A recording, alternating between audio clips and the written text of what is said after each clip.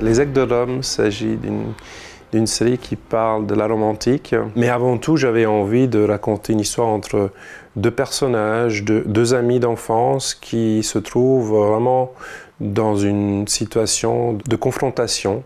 Marcus est un Romain, Arminius est un barbare, et par la situation politique de l'époque, ils se retrouvent à un moment donné dans les camps opposés, donc ils se retrouvent ennemis. Il y a eu plusieurs déclencheurs, des romans que j'avais lus, les films que je voyais quand j'étais plus jeune, notamment le film Spartacus, le film Gladiator aussi. Ça m'a pas mal marqué visuellement, notamment, surtout la première partie où on voit les Germains se battre. C'est assez impressionnant comme Ridley Scott a filmé tout ça. En lisant des textes anciens, et je lisais des romans, je lisais des biographies, des textes latins, enfin traduits, hein, il faut dire.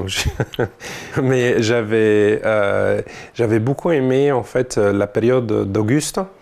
Et je suis tombé en fait sur le personnage d'Arminius qui a défié à l'époque, donc qui a existé et qui avait défié à l'époque l'Empire romain et qui l'a fait trembler. On peut dire que c'était un peu un personnage un peu à la Braveheart, un héros tout court, mais aussi quelqu'un qui est assez cruel.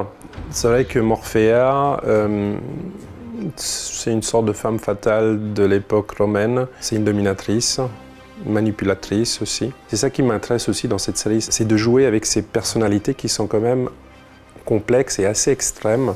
Des personnages comme Marcus qui ont beaucoup perdu et qui ont sacrifié beaucoup et quelque part sont à la fois victimes mais aussi des hommes de violence.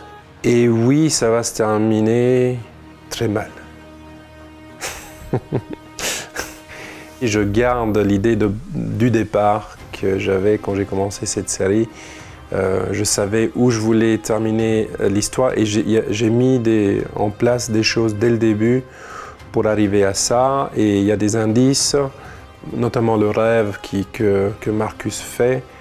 Ça, c'est un indice, il y a une raison pourquoi il rêve ça. Mais en tout cas, oui, ils étaient frères au début, maintenant ils ne le sont plus. Maintenant, la grande question, est-ce qu'on peut attendre qu'à un moment donné, ils se réconcilient? C'est fort improbable, mais on ne sait jamais.